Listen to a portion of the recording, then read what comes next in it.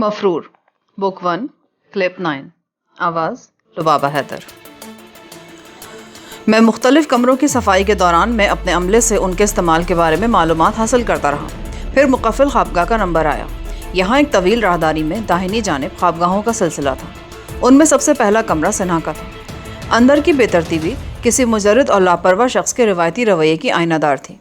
सिन्हा से नारायण दास जिस तरह खौफजदा होकर भागा था, उसकी बिना पर मुझे उस पर किसी हद तक D1 होने का शुबा था, लेकिन उसकी ख्वाबगाह में कोई ऐसी गैर मामूली बात नज़र न आ सकी जो मेरे शुबे को तक़वियत देती। उसका एस्ट्रे सिगरेटों के अधजले टुकड़ों और राख से भरा हुआ था, जबकि D1 मेरे मुशाहदे के मुताबिक बेश कीमत अमरीकी सिगार पीता था। इस सिलसिले में एक अहम नुक्ता बाद में मेरे जहन में आया। मैंने जब दूसरी बार आनंद भवन फ़ोन किया था तो उसे D1 ही ने रिसीव किया था। उसे मैंने महज उसकी भर्राई हुई आवाज़ की बिना पर पहचाना था। उसका मतलब यह था कि D1 तंजीम के अरकान से बदली हुई आवाज़ में बात नहीं करता, बल्कि उसकी असल आवाज़ और लबो लहजा वही था, और अब मैं उसके सामने आने पर उसे बराह रास्त पहचान लेता। गीता रानी की ख्वाबगाह में कोई गैर मामूली बात नहीं थी। दरमियाने तबके से ताल्लुक़ रखने वाली किसी खूबसूरत दोशीज़ा को अगर कोई लखपति शौहर मैसर आ जाए तो हुस्न और आराइश के ज़रूरी और गैर ज़रूरी सामान का ज़ख़ीरा कोई गैर मामूली बात नहीं होती। गीता की ख्वाबगाह भी मेकअप के बेश कीमत सामान और मयारी मलबूसात से भरी पड़ी थी। उसकी ख्वाबगाह का एक दरवाज़ा बगली कमरे में खुलता था, जहाँ उसका पागल शौहर नारायण दास रहता था। नारायण दास के कमरे में ड्रेसिंग टेबल पर कई पत्थर रखे हुए थे। खूबसूरत दीवारों में तरीके से कीले गाड़कर बरगद, पीपल और दूसरे दरख्तों की शाखें लटकाई गई थीं। संगमरमर का एक टेबल लैंप छत में लगे हुए पंखे से लटका हुआ था। ये सब शाखें वगैरह उतार कर फेंक दो, खुश पत्तों से यहाँ गंदगी फैलती होगी, मैंने एक मुलाजिम से कहा। मेरी हिदायत पर वो झिझकते हुए बोला, बड़े सरकार अपनी चीज़ों का हटाए जाना पसंद नहीं करते जनाब, दीवारों पर नई शाखें लटका देंगे ना, मैंने कहा। और उसी वक्त मसहरी के नीचे कोई किलकारी मारकर हंसा। मैं बुरी तरह चौंक पड़ा। फिर देखा कि नारायण दास दाहिने हाथ का अंगूठा चूसता मसहरी के नीचे से निकल रहा है। तुम सब दीवार के साथ एक कतार में खड़े हो जाओ, उसने कहा। दूसरों को उसकी हिदायत की तामील करते देखकर मैं भी दीवार से जा लगा। तुम में से गाना किसको आता है, उसने गहरी संजीदगी के साथ पूछा। कोई कुछ न बोला। वो सब बेचारगी के साथ एक दूसरे का मुंह तक रहे थे। वो कुछ देर तक जवाब का मुंतज़िर रहा, फिर बेचारगी से बोला, कोई नहीं गा सकता। मेरे ये तमाम दरख्त सूख रहे हैं। कई बरस से यहाँ बरसात नहीं हुई। शायद कोई मल्हार गाए तो यहाँ बारिश हो जाए, मेरे दरख्तों पर बहार आ जाए। उसके लहजे में बला का सोच था और आंखों से दो मोटे मोटे आंसू रुखसारों पर ढलक आए थे। आप हुक्म दें तो हम किसी को तलाश करें, मैंने डरते डरते कहा। जाओ, शायद बाहर कोई मिल ही जाए। ये सुनकर सब बाहर निकल गए।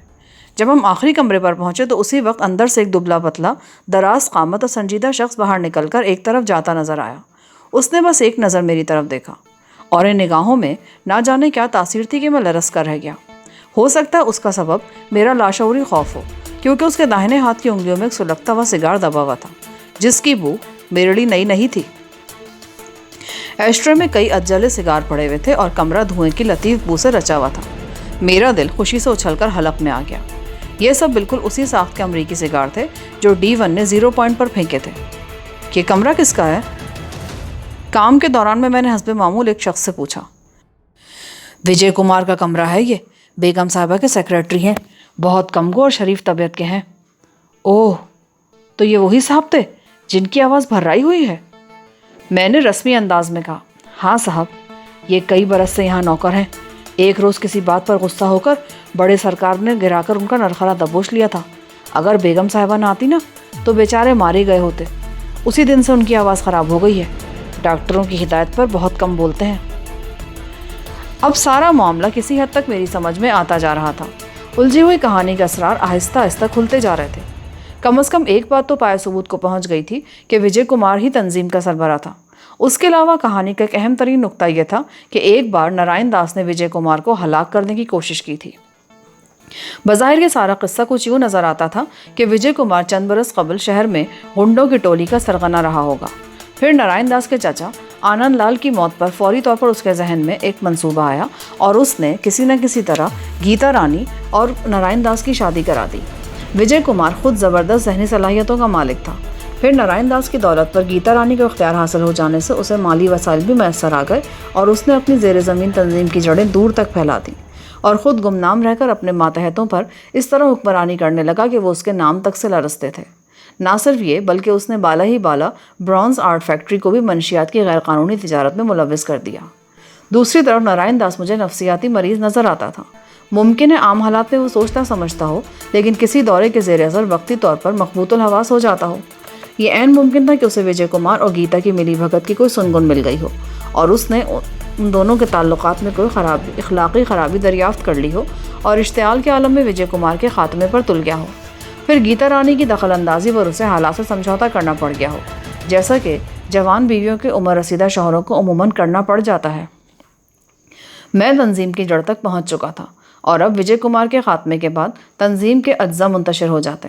اسے ٹھکانے لگانے کے بعد میرے سامنے دو راستے تھے۔ اول تو یہ کہ خود وجے کمار کی جگہ لے لوں۔ اس نے خود کو اس قدر پراسرار بنایا ہوا تھا کہ کسی کو بھی اس تبدیلی کا شبہ نہ ہو پاتا، مگر اس راہ میں سب سے بڑی دشواری یہ تھی کہ میں گروہ کے طریقہ کار سے پوری طرح واقف نہ تھا، نہ ہی مجھے یہ علم تھا کہ اس قدر وسیع غیر قانونی دھندوں سے حاصل ہونے والی مالی مفادات کس طرح وجے کمار تک پہنچتے ہیں۔ اس مجبوری کے پیش نظر دوسرا راستہ نجات اور آزادی کا راستہ تھا۔ میں اس گروہ کا شیرازہ بکھیر کر نہایت اطمینان سے اناپورنا کا رخ کر سکتا تھا۔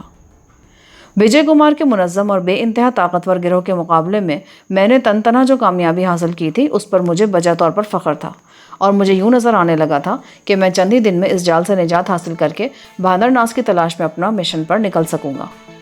دوسرے روز دوپہر کے وقت مجھے فرصت ملی تو میں سنا سے اجازت لے کر آنند بھون سے شہر روانہ ہو گیا۔ امیر خان بھی اس پاگل خانے کی وجہ سے سخت بدحواس تھا، لہٰذا وہ بھی میرے ساتھ ہی ہو لیا۔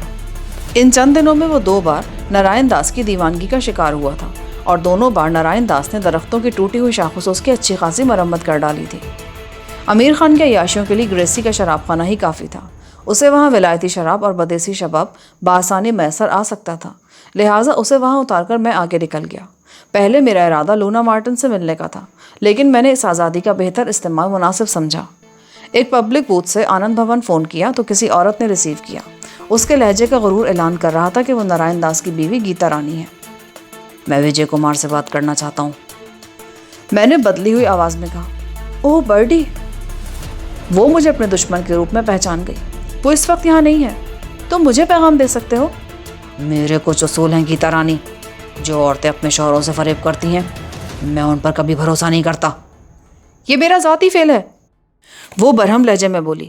یہ میرا ہی حوصلہ ہے جو ایک پاگل کی بیوی کہلوانا گوارا کرتی ہوں۔ میرا پیشہ ہی لوگوں کے ذاتی بلکہ خفیہ مشاغل سے متعلق ہے، اور میں وجے کمار کو ایک بہت اہم خبر دینا چاہتا تھا۔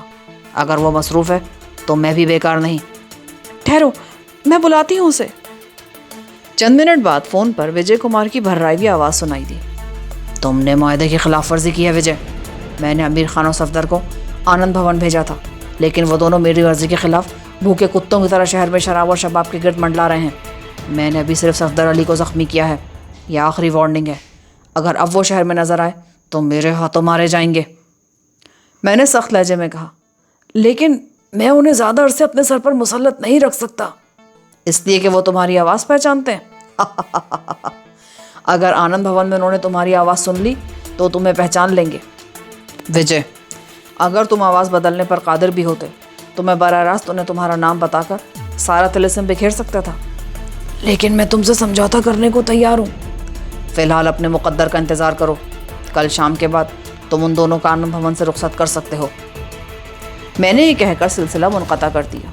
میرے پاس اپنا خود کا ریوالور موجود تھا اور مجھے اب اپنا مشن آگے بڑھانے کے لیے کچھ قربانی دینی تھی۔ میں جیپ ایک ویران علاقے میں لے گیا اور دل پر جبر کر کے اپنے ہاتھوں بائیں شانے پر اس طرح فائر کیا کہ گولی جل کا اوپری حصہ ادھڑتی ہوئی جیپ کے ہڈ سے آر پار ہو گئی۔ ریوالور جیپ میں رکھ کر میں نے اپنے زخم پر رومال باندھا اور جیپ کو واپس شہر کی طرف لے گیا۔ گو زخم معمولی نوعیت کا تھا، مگر اس میں اٹھنے والی ٹیس خاصی شدید تھی، مگر خود کو شبہات سے بالاتر رکھنے کے لیے یہ بہت ضروری تھا۔ گریسی کے شراب خانے کے دربان نے اندر امیر خان کو میرے زخمی ہونے کی خبر پہنچائی تو وہ گھبرائے و باہر آیا اور میری قمیض خون میں تر دیکھ کر بوکھلا گیا۔ کیا ہوا؟ کیسے ہوا یہ؟ کوئی نادیدہ گولی جو کھوپڑی کے بجائے میرے شانے کو دھڑتی گزر گئی۔ میں بڑی مشکل سے جیپ چلا کر یہاں تک لایا ہوں، مجھے فوری طبی امداد کی ضرورت ہے۔ امیر خان کے منہ سے خالص شیمپین کے تیز بھپکے اٹھ رہے تھے، مگر وہ بلانوش پوری طرح اپنے حواس میں تھا۔ مجھے پہلو میں بٹھا کر اس نے جیپ اسٹارٹ کی اور ذرا ہی دیر میں ایک میڈیکل اسٹور جا پہنچا۔ اسٹور کا مالک امیر خان کا شناسہ تھا۔ اس نے عقبی حصے میں لے جا کر میرا زخم صاف کیا اور جتنی دیر میں اسے زخم کی ڈریسنگ کی، امیر خان میرے لیے نیا لباس لے کر آ گیا۔ خون آلود لباس ایک تھیلی میں ڈال کر میں نے نیا لباس زیب تن کیا اور امیر خان کے ہمراہ واپس آنند بھون کی طرف روانہ ہو گیا۔ خون آلود لباس کی تھیلی ہم نے راستے میں گندے پانی کے کھلے نالے میں پھینک دی۔ آنند بھون میں ہماری غیر حاضری کی وجہ سے زلزلہ سا آیا ہوا تھا۔ مسلح محافظوں کی ٹولیاں کچھ زیادہ ہی چاق و چوبند تھیں اور سنہا بذات خود باہر والی چوکی پر ہمارا منتظر تھا۔ تم لوگوں کی غیر حاضری کی وجہ سے آج میری سخت بے عزتی کی گئی ہے۔ تھوڑی دیر قبل تمہاری تلاش میں 3 گاڑیاں شہر روانہ کر دی گئی ہیں۔ تاریک باغات کے درمیان پختہ سڑک پر سفر کے دوران سنہا نے کہا۔ غالباً وجے کمار نے میرے فون کے بعد اسے سخت لان تان کی ہوگی، کیونکہ آنند بھون کے اندرونی انتظامات اور چھٹی وغیرہ کی منظوری اسی کی ذمہ داری تھی۔ میں نے اسے اپنے زخم کے بارے میں کچھ نہ بتایا۔ امیر خان بھی چپ سادے بیٹھا تھا۔ عمارت کے وسیع برآمدے میں پہنچ کر سنہا رک گیا۔ اندر جاؤ، بیگم صاحبہ آج بڑی برہم ہے اور بڑے کمرے میں تم دونوں کی منتظر ہیں۔ اس کے چلے جانے کے بعد ہم دونوں نے معنی خیز نظروں سے ایک دوسرے کی طرف دیکھا اور امیر خان دھیمی آواز میں بولا، خدا خیر کرے، آج پاگل خانے کی فضا کچھ خراب نظر آتی ہے۔ مجھے لگتا ہے تم پر قاتلانہ حملہ تنظیم کے گمنام دشمن کی طرف سے ہوا ہے۔ شاید اس نے آج ادھر بھی کوئی وار کیا ہے۔ آخر ہم یک بیک اس عمارت کے مکینوں کے لیے اتنے اہم کیسے ہوگا امیر خان؟ وہ باس کو زخم پہنچانے پہ تلا ہوا ہے۔ اسے معلوم ہو گیا ہے کہ باس نے کسی خاص مقصد کے تحت ہمیں یہاں پہنچایا ہے اور اس نے ایک طرف تم پر قاتلانہ حملہ کیا اور ہو سکتا ہے ساتھ ہی آنند بھون والوں کو بھی ہماری اصلیت سے باخبر کر دیا ہو۔ اگر ایسا ہے پیارے تو ہم چوہے دان میں پھنستے چلے جا رہے ہیں۔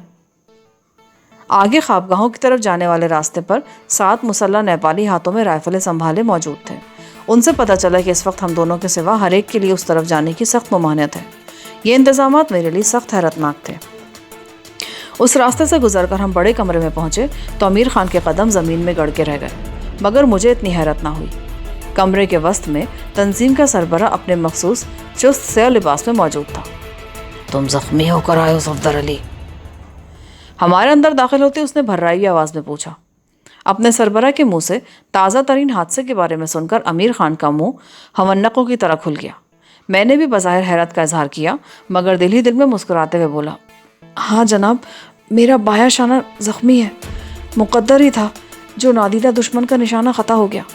بس کل شام تک کی بات ہے۔ میں نے تم دونوں کو ایک خاص مقصد کے تحت یہاں بھیجا تھا اور کل شام کے بعد تمہاری یہاں کوئی ضرورت نہیں ہوگی۔ لیکن سر، ڈرو نہیں امیر خان، مجھے معلوم ہے کہ باہر مسلح محافظوں کا سخت پہرا ہے۔ گیتا رانی میرا حکم ماننے پر مجبور ہے۔ میری ہی خواہش پر اس نے یہاں کی ناکہ بندی کرائی ہے تاکہ کوئی غیر متعلقہ فرد میرا کھیل نہ بگاڑ سکے۔ آؤ میں تمہیں تماشا دکھاؤں۔ ہم دونوں نقاب پوش کے ہمراہ گیتا رانی کی خوابگاہ میں داخل ہوئے۔ دروازہ خلاف معمول غیر مقفل تھا اور اندر کوئی موجود نہیں تھا۔ نقاب پوش نے بستر پر پڑا ہوا چرمی بریف کیس کھولا۔ اندر بڑے نوٹوں کی گڈیاں سلیقے سے جمی ہوئی تھیں۔ اس نے آسودہ انداز میں سر ہلا دیا اور بریف کیس بند کر دیا۔ ہو سکتا ہے میں کسی وقت ہندوستان روانہ ہو جاؤں۔ میرے آدمیوں کے لیے وہاں کچھ کاروباری دشواریاں پیدا ہو گئی ہیں جنہیں دور کرنے کے لیے میری وہاں موجودگی ضروری ہے۔ میری عدم موجودگی میں ساری ہدایات میرا جانشین جاری کرے گا۔ تم لوگوں سے رابطہ قائم کرتے ہوئے وہ اپنی شناخت کے طور پر سبز گلاب کا حوالہ دے گا۔ یہ خیال رہے کہ وہ بہت تندخو اور سخت گیر آدمی ہے۔ اسے میری عدم موجودگی میں تم لوگوں سے کوئی شکایت نہیں ہونی چاہیے۔ ہم خیال رکھیں گے جناب، میں نے کہا۔ پھر اس نے خوابگاہ سے ملک باتھ روم کے دروازے کا قفل کھولا اور اندر گیتا رانی باتھ ٹب کے کنارے بیٹھی نظر آئی۔ دہشت سے اس کا چہرہ دھواں ہو رہا تھا۔ اس رقم کے لیے شکریہ مدام، میں جا رہا ہوں، اور کل غروب آفتاب کے بعد میرے یہ دونوں آدمی بھی یہ جگہ چھوڑ دیں گے۔ وہ کچھ نہ بولی، پھٹی پھٹی آنکھوں سے اسے گھورتی رہی۔ تم دونوں جاؤ اور محافظوں کو بڑی بیگم کا حکم سناؤ کہ اب اندر کسی پہرے کی ضرورت نہیں رہی۔ اور آپ سر؟ امیر خان جھجکتے ہوئے بولا، میری فکر نہ کرو، اس خوابگاہ سے خفیہ راستہ مجھے باہر پھیلے ہوئے گھنے باغات میں پہنچا دے گا۔ ہم دونوں مزید کچھ کہے بغیر باہر نکل گئے۔ محافظوں تک ہدایات پہنچانے کے بعد ہم دونوں باہر نکل گئے۔ امیر خان تو سیدھا اپنے فلیٹ کی طرف ہو لیا، مگر میں اپنے زخم کے لیے فرسٹ ایڈ کا سامان لینے کے بہانے دوبارہ عمارت کی طرف چل دیا۔ سنہا اسی عمارت میں مقیم تھا، مگر میں سیدھا اس کی طرف جانے کی بجائے بڑے کمرے کی طرف چل دیا۔ वहाँ अचानक मेरी नज़र नारायण दास पर पड़ी। उसकी पुश्त मेरी जानिब थी और वो सीढ़ियों पर बिछे हुए कालीन को उठाकर कुछ देख रहा था। मैं फुर्ती के साथ एक सुतून की आड़ में हो गया। अपने जायजे से मुतमईन होकर नारायण दास सीधा हुआ तो उसका चेहरा देखकर मैं लरज उठा। उस वक्त वो किसी पागल का चेहरा नजर नहीं आता था। उसके जबड़े इतनी सख्ती से भींचे हुए थे कि रगें तक जिल पर उभर आई थी और आंखों में खून की सुर्खी रची हुई थी। वो कुछ देर तक उन सीढ़ियों का जायजा लेता रहा, फिर एक तरफ चल दिया। मेरे लिए भी ज़्यादा देर वहाँ रुकना मखदूश था, लिहाजा मैं सिन्हा की तरफ चल दिया। सिन्हा ने फर्स्ट एड बॉक्स मुझे देते हुए मुझसे इस्तफसार किया तो मैंने उसे बताया कि मेरी रान में एक मामूली सा ज़ख़म आ गया है। उसने खुद मरहम पट्टी की पेशकश की तो मैंने उसे टाल दिया। उस वक्त वो ज़हनी तौर पर खासा परेशान दिखाई देता था, इसलिए मुझे बातों में उलझा लिया। मैं खुद भी इतनी जल्दी वहाँ से जाने के मूड में नहीं था, इसलिए रुक गया। मुझे सबसे बड़ी खलिश इस बात की थी कि आखिर विजय को आनंद भवन में नकाबपोश का रूप इख्तियार करने की क्या ज़रूरत पेश आ गई थी। 1 घंटे बाद जब मैं बक्स संभाले वहाँ से निकल रहा था तो अंदर से घुटी घुटी खौफजदा चीखें सुनाई दी। मैं तेज़ी के साथ जीनों वाले हॉल की तरफ दौड़ पड़ा। अभी मैं रास्ते में ही था कि वो चीखें एक हिचकी के साथ दम तोड़ गईं। फिर सीढ़ियों पर किसी वज़नी चीज़ के लुढ़कने की आवाज़ें सुनाई दी। मैं जीनों वाले हॉल में पहुंचा तो एक साया जीनों के ऊपर से फलांगता दिखाई दिया। नीचे विजय कुमार का बेजान जिस्म पड़ा हुआ था। विजय कुमार की हलाकत की खबर आनन फानन में हर तरफ फैल गई और गीता समेत सब लोग वहां आने शुरू हो गए। सीढ़ियों से कालीन फिसला हुआ था और विजय के बदन पर कहीं भी जख्म का निशान नहीं था। बज़ाहिर यूँ लगता था कि वो सीढ़ियों से गिरकर किसी अंदरूनी चोट के सबब हलाक हुआ है, मगर मैं खुद सुन चुका था कि उसके सीढ़ियों से लुढ़कने से कबल वो किसी जद्दोजहद में मुब्तला था और शायद गिरने से कबल ही वो दम तोड़ चुका था, मगर मैंने इस बारे में अपनी ज़ुबान बंद ही रखी। विजय के कत्ल ने मेरे आसाब पर खासा नाखुशगवार असर डाला था। उस हादसे के बाद मेरे वहाँ रुकने के लिए जवाज़ पैदा हो गया था। मैंने फर्स्ट एड बॉक्स एक खिदमतगार के ज़रिए सिन्हा के कमरे में भिजवा दिया। फिर आनंद भवन में मुकीम नारायण दास का खुसूसी मौलिज भी बुलवाया गया। उसने लाश के मुआयने के बाद बताया कि विजय कुमार की मौत गर्दन टूटने के सबब वाक़ हुई है। उसकी दानिश में विजय सीढ़ियों से शायद सर के बल गिरा होगा, मगर असल कहानी का शाहिद मैं था। विजय हादसे का शिकार नहीं हुआ था, बल्कि उसे हलाक किया गया था और कातिल अभी तक ऊपरी मंजिल पर मौजूद था। वो यकीनी तौर पर छरेरे बदन वाले मकतूल से बहुत ज़्यादा ताकतवर रहा होगा और उसने मौका पाकर सीढ़ियों से ऊपर उसे दबोच लिया होगा। विजय की बेखबरी के बायस उसे उसकी गर्दन तोड़कर ख़त्म करने और फिर बेजान लाश को सीढ़ियों से लुढ़काने में कोई दुश्वारी पेश नहीं आई होगी। उसी वक्त जीनों के ऊपरी सिरे पर नारायण दास नज़र आया। अपनी एयरगन संभाले उस वक्त वो बिल्कुल बेज़रर नज़र आ रहा था। उसे देखते ही मेरे जहन में एक झमाका सा हुआ और मैं लरस कर रह गया। विजय के कत्ल से थोड़ी देर कबल नारायण दास फैसलाकुन अंदाज में सीढ़ियों पर कुछ करता फिर रहा था। अगर वही विजय का कातिल था तो यकीनी तौर पर पहले से पूरा मंसूबा उसके जहन में था और वो उस वक्त सीढ़ियों का जायज़ा लेकर इस अमर की तमानियत हासिल कर रहा था कि कत्ल के बाद वो लोगों को हादसे का तासुर देने में किस हद तक कामयाब हो सकेगा। फिर मुझे विजय की वो गुफ्तगू याद आई जो उसने नकाबपोश के रूप में मेरे और आमिर खान के सामने की थी। मैंने उस गुफ्तगू पर जितना गौर किया इसी कदर उलझता चला गया। विजय के कत्ल के बाद मामलात ने एक बिल्कुल नया रुख इख्तियार कर लिया था। अब तक जो हालात सामने आए थे उनसे ये ज़ाहिर होता था कि विजय ज़ेर ज़मीन तंजीम और उसके गैरकानूनी धंधों का तन्हा जिम्मेदार है, लेकिन अब यह अंदाज़ा हो रहा था कि विजय खुद किसी के इशारों पर नाच रहा था। जब उसके आका ने यह देखा कि तंजीम के बैरूनी दुश्मन ने विजय को पहचान लिया है और उसकी वजह से तंजीम को नाकाबिल तलाफ़ी नुकसान पहुँच सकता है, तो उसने विजय को ख़त्म करने का फ़ैसला कर लिया। उसे मारने से कबल उसके आका ने इख्तियारात खुद संभालने के लिए एक ड्रामा रचाया और अपनी मौत से बेखबर विजय ने आनंद भवन में मुझे और आमिर खान को अपनी गैर हाजिरी के इम्कान से आगाह किया। उसके बाद विजय की ज़ात बेमसरफ हो चुकी थी। उसके नामालूम आका ने उसे ठिकाने लगा दिया।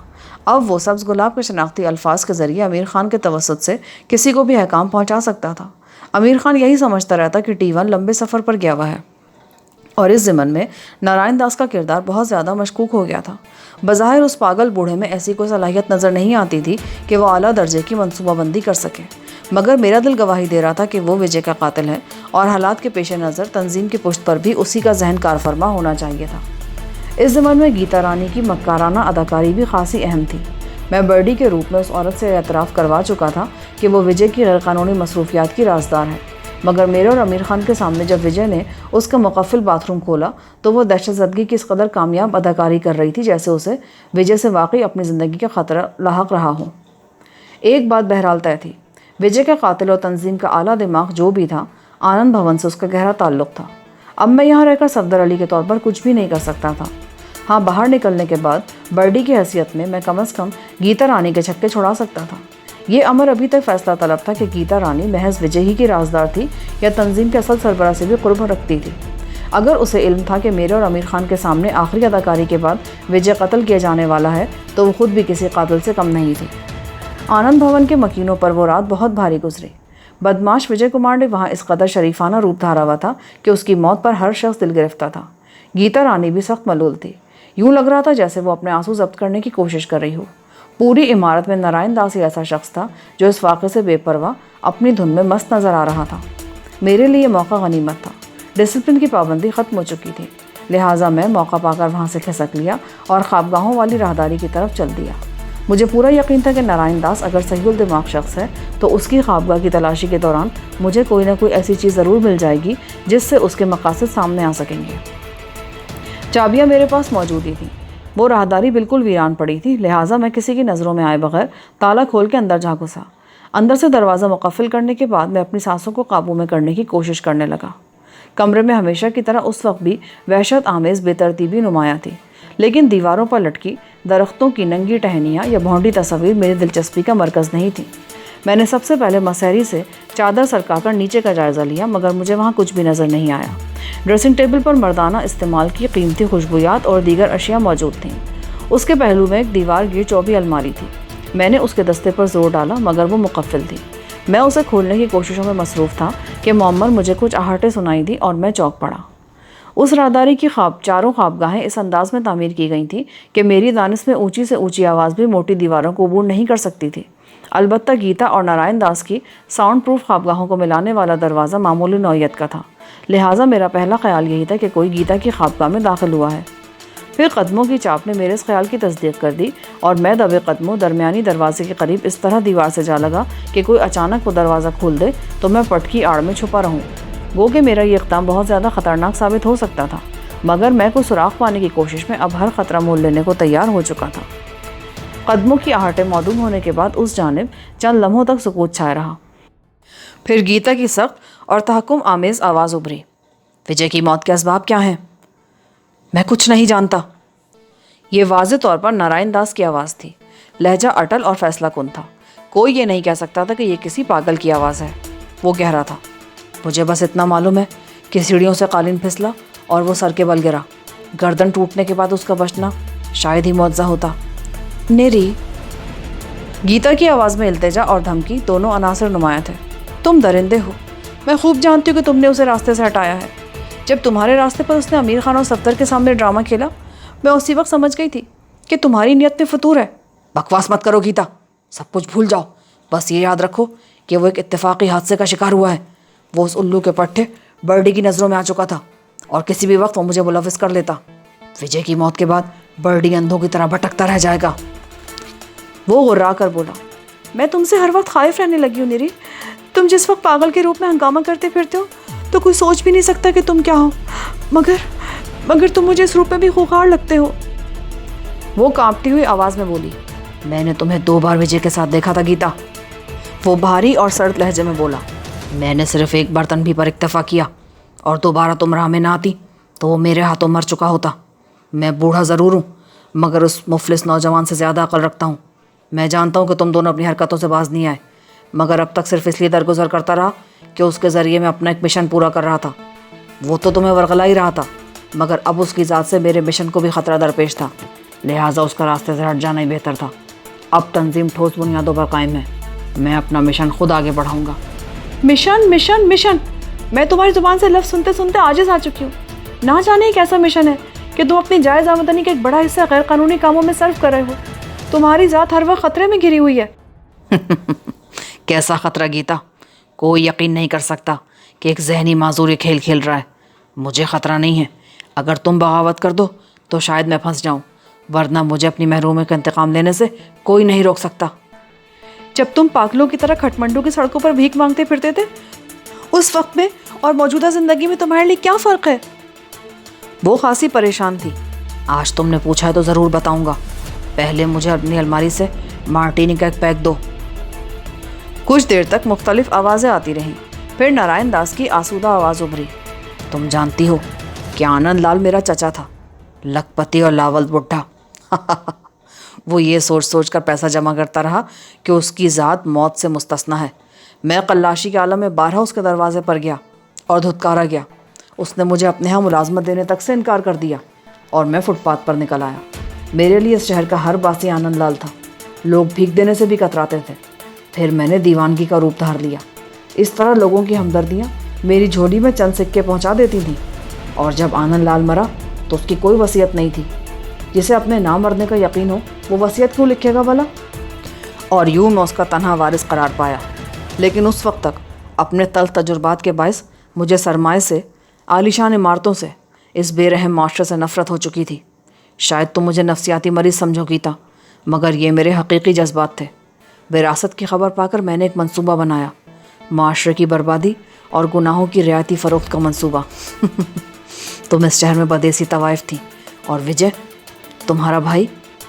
چونکو نہیں گیتا، یہ میرا تجربہ ہے کہ طوائف کے لیے اس کا ہر دلال شفیق بھائی کا درجہ رکھتا ہے، اور تم بھی اسے بھائی کہتی تھی۔ میں نے تم دونوں کو اپنا رازدہ بنایا، شادی ہوئی اور میرے ولی کے طور پر وراثت تم کو منتقل ہو گئی۔ مگر خرابی یہ ہوئی کہ تم طوائف سے بیوی کے درجے پر آئیں تو تمہاری نظروں میں وجے بھائی کی جگہ محبوب بن گیا۔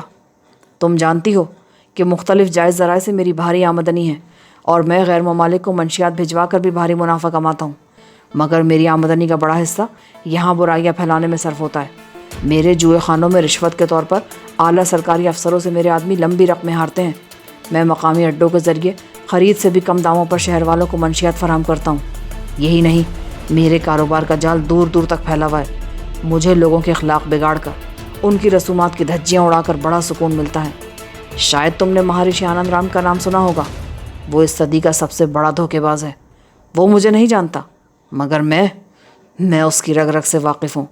اس کے ذریعے میں ان وادیوں میں زہر پھیلا رہا ہوں۔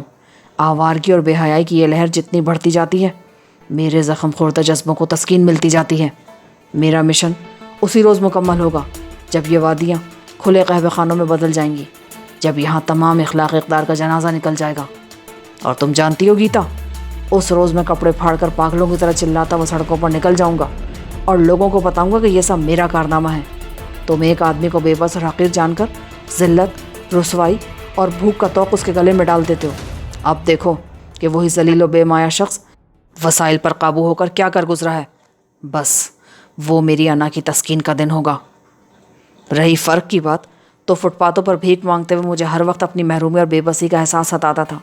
میں ان کتوں سے بھی بدتر تھا جو اپنی بھوک مٹانے کے لیے کہیں سے روٹی کا ٹکڑا یا گوشت کا لوتھڑا لے بھاگتے ہیں۔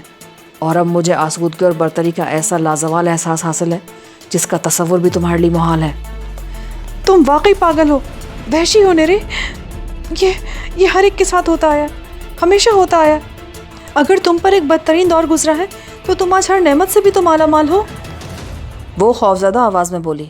مفلسی کی جوانی سے بڑا کوئی عذاب نہیں ہوتا گیتا۔ میں نے زندگی کا بہترین دور در بدر کی ٹھوکریں کھاتے گزارا۔ اب یہ سب ملا بھی تو کس کام کا؟ عمر کے اس دور میں جسم تو خرید سکتا ہوں، کسی کی محبت نہیں جیت سکتا۔ مگر میں تو تم سے محبت کرتی ہوں نیرے۔ تمہاری ہکلاہٹ سے سب آیا ہے۔ اگر تم مجھ سے محبت کرتی تو چھپ چھپ کر وجے کی آغوش نہ گرماتی، مگر اب مجھے کوئی شکایت نہیں۔ یہ سب زندگی کے حقائق ہیں، اور میں ان تلخ ترین حقیقتوں کو بڑی فراخ دلی سے قبول کر چکا ہوں۔ دوسری جانب چند لمحوں کے لیے بوجھل سا سکوت چھا گیا۔ میرے لیے گفتگو بے انتہا لرزہ خیز تھی۔ نارائن داس بلا شبہ بدترین ذہنی مریض تھا، مگر اسی کے ساتھ بلا کا مکار بھی تھا۔ میرے نزدیک ایسے لوگ موذی مجرم قرار دیے جانے کے مستحق ہوتے ہیں جو ذاتی ناانصافیوں کا انتقام پورے انسانی معاشرے سے لینے کی کوشش کرتے ہیں۔ ویسے ہم دونوں کا حساب برابر ہی ہے۔ تم جانتی ہو تمہارا شوہر ذہین اور سہیل دماغ ہے، مگر معاشرے کے سامنے تم نے پاگل کی بیوی کے حلوانہ گوارا کیا، اور یہ میرے اس احسان کا بدلہ تھا کہ میں نے تم کو کوٹھے سے اس کوٹھی میں لا بٹھایا۔ یہ مول تول ہر جگہ ہوتے ہیں، اور ہمارا بھی یہ سودا برا نہیں رہا۔ میں وجے کے ذریعے اپنا کام نکالتا رہا، تم اپنا دل بہلاتی رہی، اور جب اس کی ذات ہمارے لیے متنازع بنی تو وہ راہ سے ہٹ گیا۔ وہ مر چکا ہے، اب یہ تانے بیکار ہیں۔ مگر ایک بات غور سے سن لو، وجے تمہاری بساط کا ایک مہرا تھا، اس کی پشت پر تمہارا ذہن کار فرما تھا، اور اس کے ہاتھ کئی انسانوں کے لہو سے آلودہ تھے۔ تم نے وجے کے ذریعے جن کارندوں کو اپنی راہ پہ لگایا وہ اب کبھی جائز روزی کا راستہ اختیار نہیں کریں گے، لہٰذا تم براہ راست ملوث ہونے کا خیال ترک کر دو اور اپنے گرگوں کو آزادانہ سرگرمیوں کی چھوٹ دے دو۔ वो खुद ही तुम्हारा मिशन आगे बढ़ाते रहेंगे। मेरे फैसले अटल होते हैं गीता, ये ना भूलो कि अभी मुझे बर्डी से भी निपटना है। तुम खुद ही तो कह रहे थे कि विजय की मौत के बाद वो अंधेरे में भटकता रह जाएगा। वो तुम्हें ब्लैकमेल करेगा, मेरे आदमी उसकी नज़र में है। जब उनकी सरगर्मियाँ जारी रहेंगी तो फिर वो तुम्हारा रुख करेगा। वो मेरे लिए बहुत ख़तरनाक है गीता, वो कभी भी मेरे गिरेबान पर हाथ डाल सकता है और उसे हटाने के बाद ही मेरी राह बिल्कुल साफ़ होगी। ये तुम्हारी जिद है नेरी, और अब मेरा मुकद्दर तुम्हारे फैसलों से ही वाबस्ता है। उन दोनों की गुफ्तगू अब इख्तिताम पर थी। मैं नारायण दास की ख्वाबगाह का कुफल खोलकर बाहर निकलने की हिम्मत ना कर सका, क्योंकि वो दोनों आहट सुनकर फ़ौरन ही इधर का रुख करते और मैं रंगे हाथों पकड़ा जाता। मैंने इस बारे में बस चंद ही सेकंड तक सोचा और फिर फुर्ती के साथ नारायण दास की मसहरी के नीचे जा घुसा। किनारों से फर्श तक लटकती हुई चादर ने मुझे बखूबी छुपा लिया था। मैं कई मिनट तक मसहरी के नीचे कालीन पर लेटा रहा। फिर दरमियानी दरवाज़ा खुलने की हल्की सी आवाज़ हुई और दबीज़ कालीन पर कदमों की हल्की सी धमक गूंजने लगी। सांस लेने में भी मैं एहतियात करने लगा कि कहीं आने वाले को कमरे में मेरी मौजूदगी का शुबा ना हो जाए। तुम बाहर जाओ, विजय की लाश को वहाँ से हटवाने का बंदोबस्त करो। इधर ही जा रही हूँ। मैंने नारायण दास की नकलो हरकत का अंदाज़ा लगाने की बहुत कोशिश की, मगर कामयाब ना हो सका। मेरे अपने सांसों की हल्की हल्की आवाज़ के सिवा वहाँ गहरा सुकूत तारी था।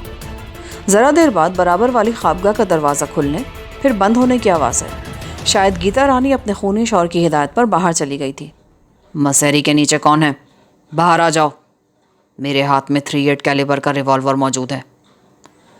अचानक कमरे के सन्नाटे में नारायण दास की सर्द तहमकाना आवाज़ गूंजी और मेरा दिल उछलकर हलक में आ गया। नारायण दास, एक खूनी और मक्कार बुढ़ा, उस कमरे में रिवॉल्वर समेत मौजूद था और मेरी कमीनगाह से वाकिफ़ हो चुका था। उसकी ललकार मेरे लिए इस कदर अचानक और गैर मुतवक्को थी कि चंद सानियों के लिए मेरा जहन माऊफ होकर रह गया। मुझे कुछ समझ ना आ सका कि वो मक्कार आज़म मेरी मौजूदगी से क्यों कर वाकिफ़ हुआ और अब मुझे मौजूदा हालात में उससे निपटने के लिए क्या राह इख्तियार करनी चाहिए। बाहर आओ, ये आखिरी वार्निंग है, वरना मैं मसहरी से बाहर झाँकते हुए जूतों के चिथड़ उड़ा डालूंगा। मैं निकल रहा हूँ, मैंने मरी मरी आवाज़ में कहा और दिल ही दिल में खुद पर लानत भेजने लगा। अगर मैं ज़रा सी एहतियात से काम लेते हुए जायज़ा ले लेता कि मेरे जिस्म का कोई हिस्सा कमरे में दाखिल होने वालों की नज़रों में ना आ सका तो मैं उस वक्त यूँ बुज़दिलों की तरह पकड़ा ना जाता। मैं बेचूचरा मसहरी के नीचे से निकल आया। दोनों हाथ ऊपर उठा लो। नारायण दास के चेहरे पर उस वक्त बेरहमाना चमक कूंद रही थी। मैंने दोनों हाथ बुलंद कर लिए। उसके हाथ में दबे हुए स्याह रिवॉल्वर की भयानक नाल मेरे सीने की तरफ उठी हुई थी और उस नाल पर साइलेंसर चढ़ा हुआ था। हालात ऐसे थे कि अगर वो तमाम गोलियां भी मेरे जिस्म में उतार देता तो कमरे से बाहर वालों को कुछ इल्म ना हो पाता। तुम्हारी इस फूली हुई जेब में क्या है? नारायण दास ने रिवॉल्वर की नाल की जुम्बिश से मेरी पतलून की दाहिनी जेब की तरफ इशारा किया। मोहम्मद, मेरा जी चाहा कि अपने बाल नोचकर सर दीवार पे दे मारूं। उस नीम पागल बुढ़े ने इस कदर ड्रामाई अंदाज में मुझे ललकारा था कि मैं जेब में मौजूद रिवॉल्वर तक को भुला बैठा था। अगर मेरे हवास ज़रा भी बहाल होते तो मैं उसे किसी न किसी तरह धोखा देकर अपने काबू में कर सकता था, लेकिन अब मेरे लिए सब रास्ते मसदूद हो चुके थे। बाजी उसी के हाथ में थी। रिवॉल्वर, मैंने ये कहते हुए हाथ गिराने की कोशिश की ही थी कि वो गरजा। खबरदार, जो उस जेब को हाथ भी लगाया, पतलून के बटन खोलकर उसे यहीं उतार दो और अकबी दीवार से मुंह लगाकर खड़े हो जाओ। मेरे चेहरे पर शायद उसने एहतजाज की परछाइयाँ पड़ लीं और रिवॉल्वर का ट्रिगर दबा दिया। खट की हल्की सी आवाज़ के साथ नाल से एक शोला लपका और मेरे कदमों के करीब फर्श का खासा हिस्सा उधड़ गया। साथ मैं भी हल्की सी चीख मारकर उछलकर पीछे हटा। जल्दी करो, वरना अगला फायर तेरे सीने पे होगा। मैंने खुद को कब्ज़ की दीवानगी से महफूज रखने के लिए हुक्म की तामील में ही आफियत जानी और पतलून उसी जगह छोड़कर आहिस्ता आहिस्ता अकबी दीवार के करीब जा पहुंचा। अब वो मेरी पुश्त पर था और यकीनी तौर पर मुझसे गाफिल नहीं था। पतलून उतारने के दौरान में भी वो एक लहजे के लिए भी मेरी किसी हरकत से गाफिल नहीं हुआ था। कुछ देर के सब्र आजमा सकूत के बाद नारायण दास की आवाज़ फिर उभरी। गुड, अब तुम वापस पतलून पहन सकते हो। मैं पलटा तो वो पुरानी जगह पर खड़ा हो चुका था। मेरा रिवॉल्वर पतलून की जेब से निकलकर उसके बाएं हाथ में मुंतकिल हो चुका था और दाहिने हाथ में वही मनहूस हैबतनाक रिवॉल्वर चमक रहा था जिससे चंद सानियों कबल वो एक फायर कर चुका था। मैंने पतलून पहन ली तो देखा कि नारायण दास के होंठों पर जहरखंड फैला हुआ है। शायद वो मेरे गैर मुसल्लह हो जाने के बाद मुतमईन सा हो गया था। कहानी, अब अपनी कहानी शुरू करो सफदर अली। तुम शायद मेरी और गीता रानी की सारी गुफ्तगू सुन चुके हो, लिहाजा अब ये भी कान खोल कर सुन लो कि मैं जिस मिशन को लेकर चल रहा हूँ उसके लिए आला तरीन दिमाग की ज़रूरत है। اور میں ایسے ہی دماغ کا مالک ہوں۔ ان کمروں کی چابیاں تمہارے پاس ہیں، اور مجھے یقین ہے کہ کسی کے بیجا دخل سے محفوظ رہنے کے لیے اندر گھسنے کے بعد تم نے اسی چابی سے دروازہ پھر مقفل کر دیا ہوگا جس سے تالا کھول کر اندر گھسے تھے۔ مگر میں اتنا احمق نہیں ہوں، میں اس وقت بھی نہ آتا تو تم چوہے دان میں پھنس چکے تھے۔ یہ تالے بہت ہی مخصوص ساخت رکھتے ہیں، تمہاری چابی سے اندر سے آ کر تو مقفل کیا جا سکتا ہے لیکن کھولنا ناممکن ہے۔ اندر سے تالا کھولنے کے لیے ایک دوسری چابی کی ضرورت ہے، اور ایسی مخصوص چابیاں ہر خابگاہ کا مکین اپنی جان سے زیادہ عزیز رکھتا ہے۔ کہانی چھڑنے سے پہلے اپنی چابیاں نکال کر میرے بیان کی تائید کرو تاکہ تمہیں اندازہ ہو سکے کہ میں حقیقتاً ہوں کیا۔ میں اپنی جگہ پر خاموش کھڑا رہا۔ چلو، وہ غسیلی آواز میں دھاڑا۔ مجھے اندیشہ تھا کہ میں اب بھی تذبذب میں مبتلا رہا تو وہ بے طریق مجھ پر فائر کر بیٹھے گا، لہٰذا اپنی جیب سے چابی نکال کر دروازے کی طرف بڑھا، اور کئی ناکام کوششوں کے بعد مجھے یقین ہو گیا کہ اس نے جو کچھ کہا ہے وہی سچ ہے۔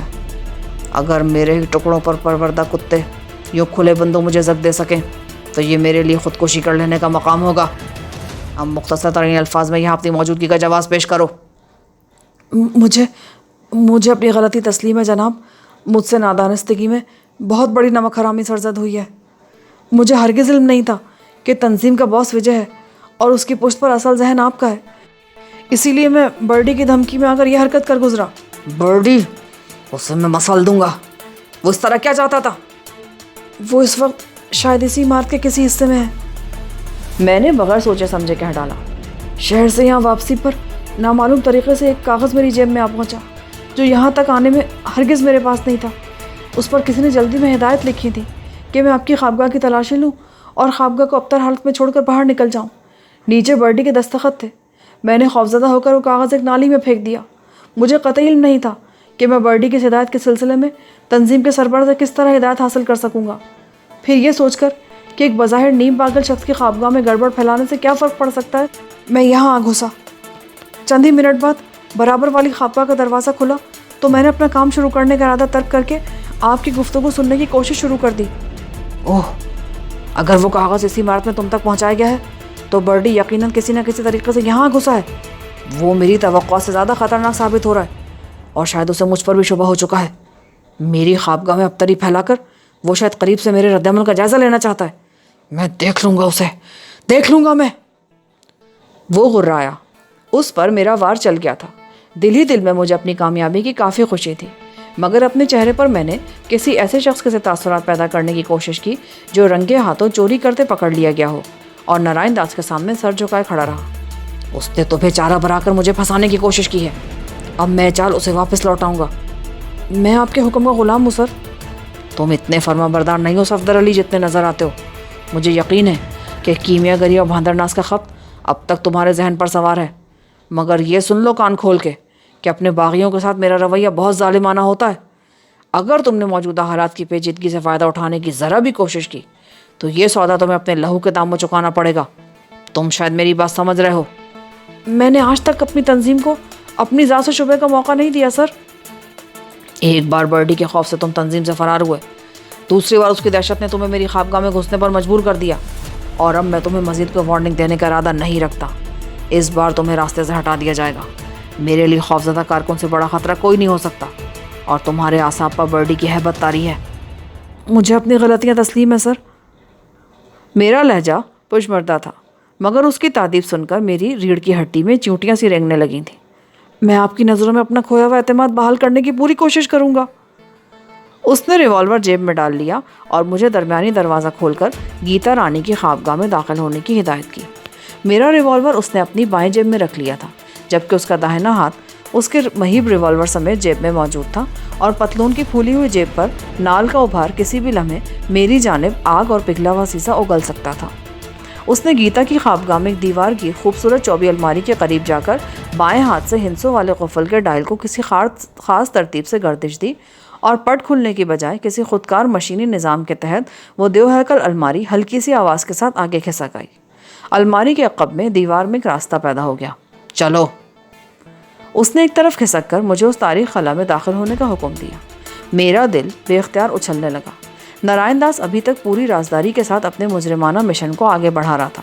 اس نے اپنے گرد حالات و واقعات کا ایک ایسا مضبوط قلعہ تعمیر کیا ہوا تھا کہ اس کی ذات ہر خطرے سے محفوظ تھی۔ مگر اب میں اس کا راز جان چکا تھا۔ اس کی پوری کوشش یہ ہوتی کہ پہلی فرصت میں مجھ سے چھٹکارا حاصل کر لے۔ مجھے شبہ تھا کہ 24 الماری کے عقب میں نمودار ہونے والا تاریخ خلا کسی تہہ خانے کا خفیہ راستہ ہے، اور میرے اس پار پہنچتے ہی نارائن داس بے دریغ مجھے ختم کر دے گا، اور الماری کو دوبارہ اس جگہ پر لانے کے بعد اسے نہ میری لاش کی فکر ہوگی اور نہ ہی راز افشا ہونے کا خوف رہتا۔ میرا تردد دیکھ کر وہ ہنسا۔ آگے بڑھو احمق آدمی، یہ کوئی چوہے دان نہیں ہے۔ اور اسی کے ساتھ اس نے الماری کے بغلی فریم میں نصب کوئی بٹن دبایا۔ چٹ کی ہلکی سی آواز کے ساتھ وہ تاریک خلا روشنی میں نہا گئی، اور میں دھڑکتے دل کے ساتھ اس خلا کی طرف بڑھ گیا۔ وہاں پہنچتے ہی میرے تمام اندیشوں کی تردید ہو گئی۔ وہ کسی تہہ خانے کا راستہ رہا ہو یا نہ رہا ہو، مگر خون ریزی کے لیے کبھی استعمال نہیں ہوا تھا۔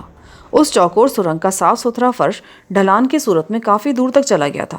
راستے میں 2 جگہ مناسب روشنی والے برقی قمقمے جھلملا رہے تھے۔ میرے اندر پہنچتے نارائن داس بھی پھرتی کے ساتھ اس طرف آ گیا، اور میری لا علمی میں اس نے نہ جانے کیا کیا کہ 24 الماری نے اس خلا کو دوبارہ یوں بند کر دیا کہ ہم دونوں طرف سے اس چوکور سرنگ میں مبہوس ہو گئے۔ یہ راستہ میرے ذہن کی تخلیق ہے، کوئی وہم بھی نہیں کر سکتا کہ الماری کی پشت پر کوئی چور راستہ ہے، اور اب میں تمہیں اپنی زیر زمین دنیا کی سیر کراؤں گا۔ بلا شبہ یہ راستہ تو بہت محفوظ ہے۔ سرنگ کی محدود فضا ہمارے قدموں کی چاپ سے گونجتی رہی۔ نارائن داس میرے پیچھے چلا آ رہا تھا، اور اس کا داہنا ہاتھ اب بھی ایک لہجے کے لیے جیب سے باہر نہیں آیا تھا، لیکن میں اتنا احمق نہیں تھا جو اس وقت کوئی حرکت کرنے کی سوچتا۔ اول تو اس مسلح مکار اعظم کو زیر کرنا یا دھوکہ دینا ہی محال تھا، اور اگر میری ایسی کوشش برابر بھی ہوتی تو وہ سرنگ میرا ہی مقبرہ بن جاتی۔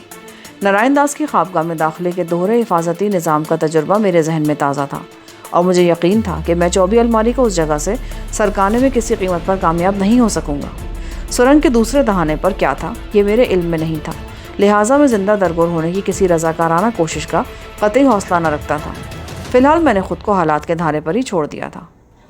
وہ چوکور ڈھلان دار سرنگ شیطان کی آنت کی طرح طویل تھی اور آگے جا کر ایک طرف گھوم گئی تھی۔ اس موڑ کے بعد بھی روشنی کا انتظام موجود تھا۔ اپنے اندازے کے مطابق میں نارائن داس کے ہمراہ اس وقت سطح سے زیر زمین پہنچ چکا تھا، اور شاید آنند بھون کی اصل عمارت کے نیچے سے بھی نکل چکا تھا، کیونکہ موڑ کے بعد فرش کا ڈھلان ختم ہو چکا تھا، اور نارائن داس کی خوابگاہ عمارت کے سرے پر بنے ہوئے ایک بڑے سے کمرے کے بعد واقع تھی۔ اب تک ہم جتنا بھی فاصلہ طے کر چکے تھے وہ اس بڑے کمرے کے عرض سے کہیں زیادہ تھا۔ کچھ دیر بعد سرنگ کے بند دہانے پر اس کا سفر ختم ہوا۔ اب تم پوری طرح ہوش میں رہو گے۔ اس بند راستے کے اس پار میرا ایک گونگا اور بہرا ملازم موجود ہے۔ وہ میرا معتمد خاص ہے، مگر وہ بھی مجھے پاگل ہی سمجھتا ہے۔ فرق صرف یہ ہے کہ دوسرے میری حماقتوں کا کھلے بندو اظہار کرتے پھرتے ہیں، جبکہ یہ میری ہر حرکت کو سینے میں محفوظ رکھتا ہے۔ وہ ہمیں روشنی دکھائے گا، اور میں بظاہر مجنونہ حرکتیں کرتا ساتھ ساتھ چلوں گا۔ تمہاری ذرا سی لغزش پر میرا ریوالور چل جائے گا، یہ یاد رکھنا۔ میں خاموش کھڑا رہا۔ وہ بڈھا اس قدر پراسرار و عیار تھا کہ آہستہ آہستہ اس کا خوف میرے ذہن پر غالب آتا جا رہا تھا۔ مجھے وہ وقت بھی یاد تھا جب میرے اور امیر خان کے سامنے سنہا نے اسے سخت لہجے میں ڈانٹا تھا، تو وہ اس بری طرح خوفزدہ ہو کر وہاں سے بھاگا کہ مجھے بھی اس کی بیچارگی پر رحم آیا تھا۔ مگر اب کوئی سوچ بھی نہیں سکتا تھا کہ یہ شخص عملی زندگی میں اس قدر بے ضرر اور مظلوم بہروپ دھارے رہتا ہوگا۔ ہمارے سامنے اب ربڑ جیسی ساخت کا مگر ٹھوس اور سخت دروازہ حائل تھا۔ نارائن نے آگے بڑھ کر چھت میں بظاہر نظر نہ آنے والے سیمنٹ کے مختصر اور چوکور حصے کو اوپر کی طرف دبایا، اور وہ سیاہ دروازہ ہلکی آواز کے ساتھ داہنی جانب سرکتا چلا گیا۔ دروازہ ہٹتے ہی بدبو کا ایک تیز بھپکا سرنگ کے دہانے سے اندر داخل ہوا۔ اس قسم کی بدبو تالابوں وغیرہ کے کنارے عام طور پر پائی جاتی ہے۔ پھر نارائن نے اچانک ایک زوردار قلقاری ماری اور مجھے بہرحمی کے ساتھ آگے دھکیل دیا۔ بے خیالی کے باعث میں اپنے ہی زور میں آگے کی طرف لڑکھڑایا، اور دوسری جانب اگر کوئی مضبوط ہاتھ مجھے نہ تھام لیتا تو یقیناً میرا چہرہ فرش سے ٹکرا کر لہو لہان ہو گیا ہوتا۔ مجھے تھامنے والے نے نیم تاریکی میں مجھے سیدھا کیا، اور اسی وقت وہ حصہ تیز روشنی میں نہا گیا۔ یہاں ایک بلند اور ہلکی ٹرالی پر بیٹری سے منسلک طاقتور سرچ لائٹ موجود تھی۔ نارائن بالکل بے وقوفوں کی طرح اس کے گرد ناچ رہا تھا، ساتھ ہی اس کے حلق سے بے معنی غرہٹیں بھی پیدا ہو رہی تھیں۔ وہ بار بار بندروں کی طرح اچھل کود بھی کر رہا تھا۔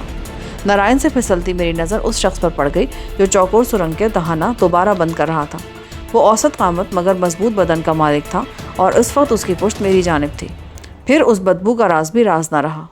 چوکور سرنگ سے نارائن داس نے مجھے جہاں دھکیلا تھا وہ ساخت کے اعتبار سے کوئی پختہ برساتی نالا معلوم ہو رہا تھا، جو 3 فٹ چوڑا اور 6 فٹ اونچا تھا۔ पुख्ता फर्श के वस्त में कई इंच चौड़ी गहरी सी नाली बनी हुई थी और उसमें धीमे धीमे गदला पानी बह रहा था। तह में सब्ज काई की मोटी तहें और आबी घास नजर आ रही थी।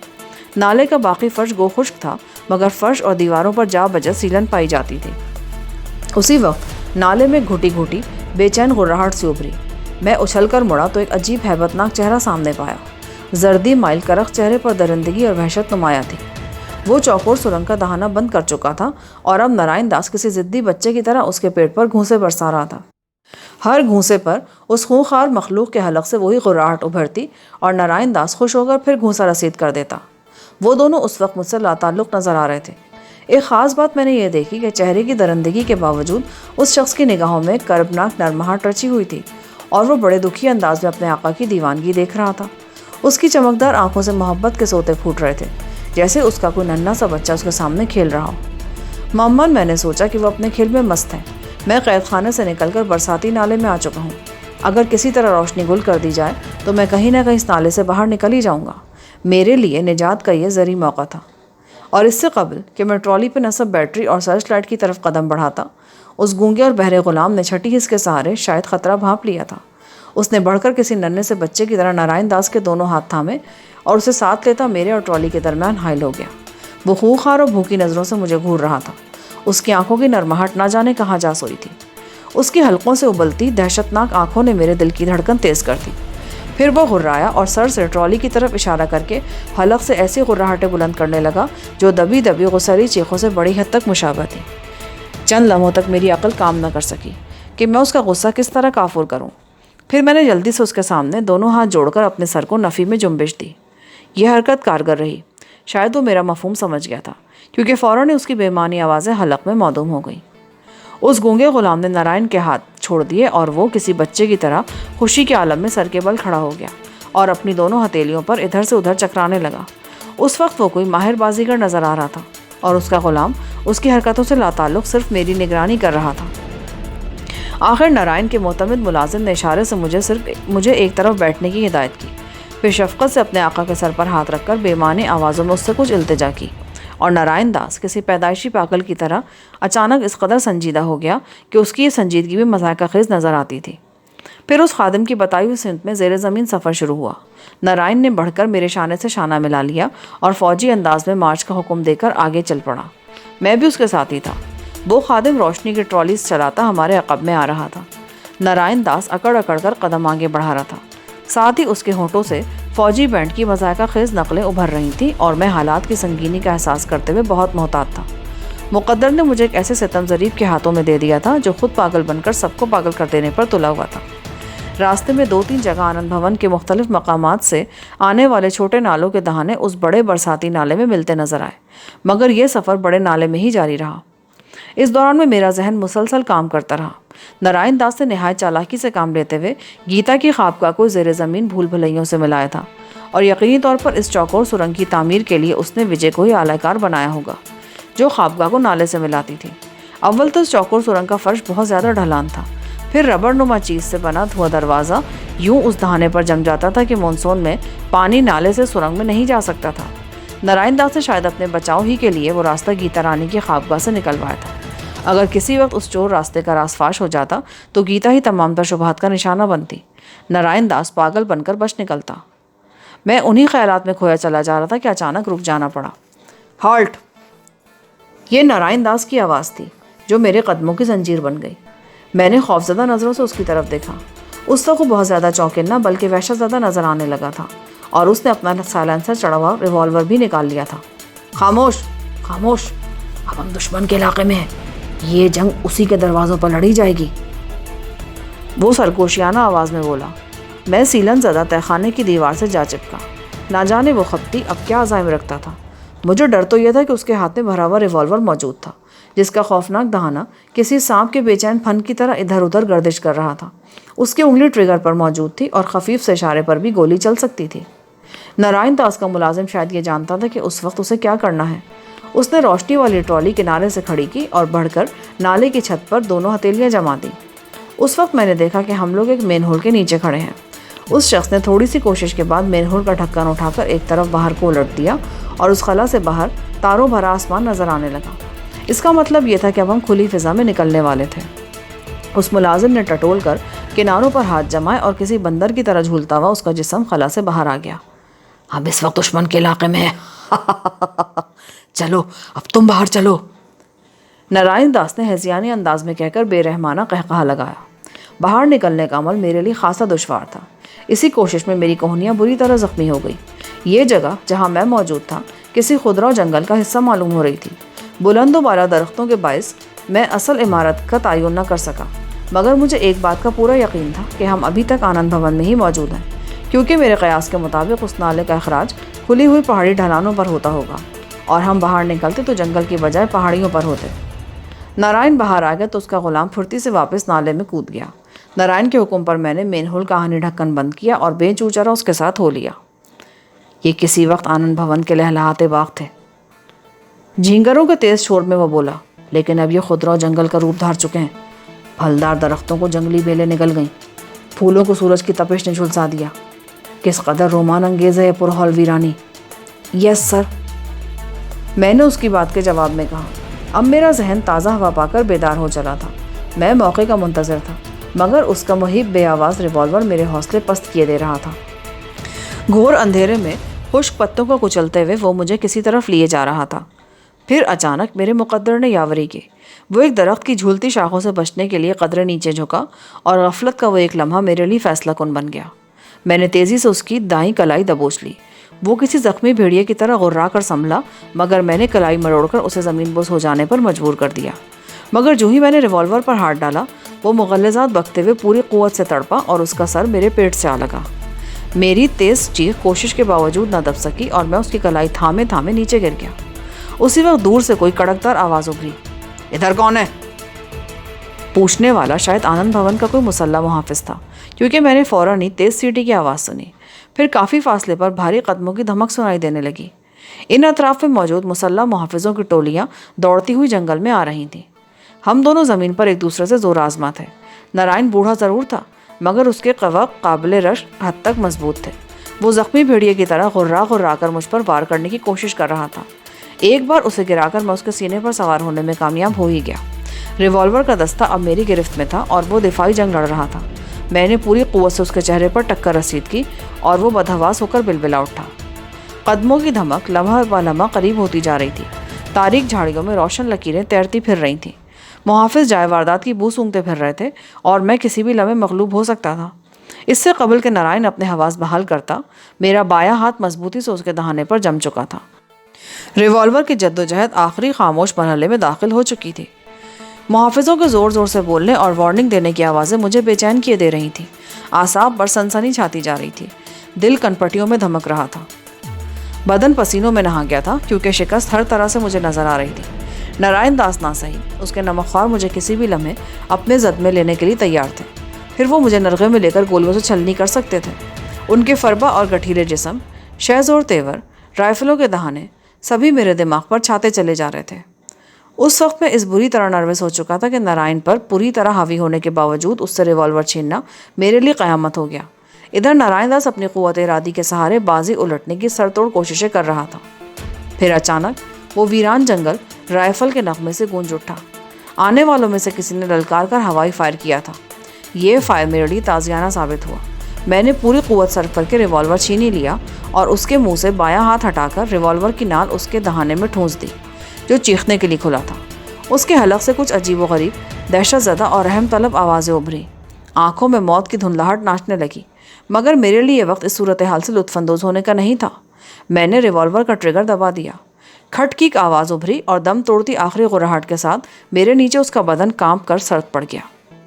اسی وقت بہت قریب سے چند آوازیں ابھری، پھر روشنی میرے بہت قریب رینگنے لگی۔ میں نے فوراً ہی جھاڑیوں میں چھلانگ مار دی۔ ان میں چند جھاڑیاں خاردار تھیں۔ میری آواز موت کے خوف سے حلق میں دم توڑ گئی۔ اس وقت میری کیا حالت تھی، اس کا اندازہ وہی کر سکتا ہے جو صورتحال سے گزر چکا ہو۔ میجر انل سے دو بدو مقابلہ اور پٹنہ جیل سے سنسنی خیز فرار کے دوران میں بھی میری کبھی کیفیت نہیں ہوئی تھی۔ ادھر نارائن داس کے آخری ہچکی سے وہ لوگ شاید صحیح مقام کا تعین کر چکے تھے۔ ان کا دائرہ لمحہ بلمحہ میرے اور نارائن کی لاش کے گرد تنگ ہوتا جا رہا تھا۔ اچانک میرے ذہن میں خیال کوندا اور دوسرے ہی لمحے میں متحرک روشنیوں سے خود کو بچاتے ہوئے بے آواز اس درخت پر چڑھنے لگا جس کے سائے میں وہ جھاڑیاں واقع تھیں۔ ذرا ہی دیر میں اوپر پہنچ چکا تھا۔ یہاں میں نے کوئی آواز پیدا کیے بغیر خود کو گھنی شاخ اور پتوں میں اس طرح چھپایا کہ سرسری جائزے کی نیت سے ڈالی جانے والی کوئی روشنی میرا سراغ نہ پا سکے۔ صرف چند سیکنڈ گزرے اور بیک وقت 18-20 محافظ رائفلیں سیدھی کیے نارائن داس کی لاش کے قریب جا پہنچے۔ ارے یہ تو لاش ہے، اور یہ ہے کون؟ بیک وقت کئی حیران سی آوازیں ابھریں۔ ان میں سے کوئی بھی متاسف تھا نہ خوفزدہ۔ آس پاس سے ان میں اور بھی آدمی ملتے جا رہے تھے۔ ان سب کے جسموں پر چست خاکی وردیاں چڑھی ہوئی تھیں۔ میرے لیے ان کی حیرت متوقع تھی۔ نارائن داس کے حلق سے گزر کر بھیجا پھاڑ دینے والی 3.8 کے ریوالور کی گولی نے شاید اس کا چہرہ بھی مسخ کر ڈالا تھا۔ ان میں سے ایک نے آگے بڑھ کر لاش کو الٹ پلٹ کر دیکھا اور پہچان لیا۔ ارے یہ تو اپنا سنکی سیٹ معلوم ہوتا ہے، تلاش کرو، قاتل ابھی نکل نہیں پایا ہوگا۔ ان میں سے کسی نے چیخ کر کہا، اور وہ ساری بھیڑ روشنیاں چمکاتی مختلف سمتوں میں پھیلنے لگی۔ ان کی تعداد کسی بھی طرح 50 سے کم نہیں تھی، اور شاید وہ سبھی پیشہ ور لڑاکے تھے۔ سالے کا یہی حشر ہونا تھا، اس کے مقدر میں کتے جیسی موت لکھی ہوئی تھی۔ وہاں رک جانے والے 3 آدمیوں میں سے ایک بولا، قسمت کے کھیل ہیں، سینکڑوں ہوش مند اس پاگل کے اشاروں پر ناچنے پر مجبور تھے۔ ہوتے ہوں گے، میں تو اندر آنے والوں کے سامنے اس سے نرمی سے کام لیتا تھا، تنہائی میں اس بری طرح سے پھٹکارتا تھا کہ آخر میں تو یہ میری صورت سے ہی بھاگنے لگا تھا۔ پہلے والا بولا، پتہ نہیں آج کی رات یہاں اور کیا کچھ ہونے والا ہے۔ اندر وجے صاحب سیڑھیوں سے گر کر مر گیا اور اب یہ مارا گیا۔ معلوم ہوتا ہے کچھ گھپلا ہے یہ۔ وجے اور بڑی بیگم کے بارے میں کچھ نہ کچھ کہا جاتا تھا، اپنے آدمی کے پاگل پن سے۔ بس زبان بند رکھ مہندر، یہ مت بھول کہ اس کے خوش آمدی سے پل پل کی خبریں پہنچاتے ہیں۔ خبردار، جب بڑی بیگم کے بارے میں یوں بے احتیاطی سے زبان کھولی تو۔ بڑی بیگم؟ تو یہیں رک، ہم دونوں جا کر بڑی بیگم کو خبر کرتے ہیں۔ ایک آواز ابھری، پھر 2 سائے وہاں سے ٹارچیں چمکاتے روانہ ہو گئے۔ تیسرا ایک درخت کے تنے سے ٹیک لگا کر سگریٹ سلگانے لگا۔ تیلی کے سرخ شعلے کی روشنی میں نے دیکھا کہ وہ چھریرے بدن کا دھیڑ عمر شخص ہے، اور پھر شعلہ معدوم ہو گیا۔ میں سانس رو کے بے حس و حرکت اپنی کمین گاہ میں دبکا بیٹھا تھا۔ ان کی گفتگو سے مجھے اندازہ ہوا کہ گیتا وہاں کس حد تک بدنام تھی، اور نارائن داس، اس کی مکاری کی تو جتنی بھی داد دی جائے کم ہے۔ وہ اپنے ادنا ملازموں سے اپنی تحقیر کراتا، ان سے بظاہر خوفزدہ رہتا۔ یوں اس کے پاگل پن کے سینکڑوں گواہ پیدا ہو چکے تھے۔ یہ میں بھی جانتا تھا کہ دنیا کا کوئی علم اسے ہوش مند قرار نہیں دے سکتا تھا۔ فرق صرف اتنا تھا کہ وہ اداکاری ایک قسم کے پاگل پن کی کرتا، جبکہ در حقیقت وہ ایک دوسری دیوانگی بلکہ جنون میں مبتلا تھا۔ ملازموں کو صرف اپنی تنخواہوں سے غرض تھی، ان میں نہ اپنے آقاؤں کی عزت تھی اور نہ ہی ہمدردی۔ نارائن کے قاتل کی تلاش میں نکلنے والے محافظوں کی ٹولیاں جنگل میں دور تک پھیل چکی تھیں۔ ہوا کے دوش پر آنے والی آوازوں سے اندازہ ہو رہا تھا کہ میری کمین گاہ کے ارد گرد خاصا بڑا حصہ ان سے پاک ہو چکا ہے۔ گیتا کے لیے خبر لے جانے والے بھی کافی دور نکل چکے تھے، اور میں گویا اسی جگہ قید ہو کر رہ گیا تھا۔ نارائن سے چھینا ہوا ریوالور ابھی تک میرے پاس موجود تھا۔ شاید اس کے چیمبر میں کئی گولیاں بھی موجود تھیں، مگر وہ ان لاتعداد محافظوں سے مجھے کب تک محفوظ رکھ سکتی تھیں؟ میری کوئی بھی کوشش برابر ہونے کے لیے وہ مناسب ترین وقت تھا۔ رات اپنے آخری سانسوں پر تھی۔ خونی محافظوں کی یلغار اندھیرے میں دور بھٹک رہی تھی۔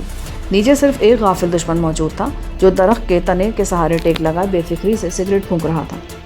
اگر میں یہ موقع گنوا دیتا تو ذرا ہی دیر میں نیچے ہجوم جمع ہو جاتا۔ نارائن کی لاش اٹھائے جانے سے قبل شاید زبردست روشنی کا انتظام بھی کیا جاتا، اور سورج طلوع ہونے کے بعد میرا دیکھ لیا جانا یقینی امر ہوتا۔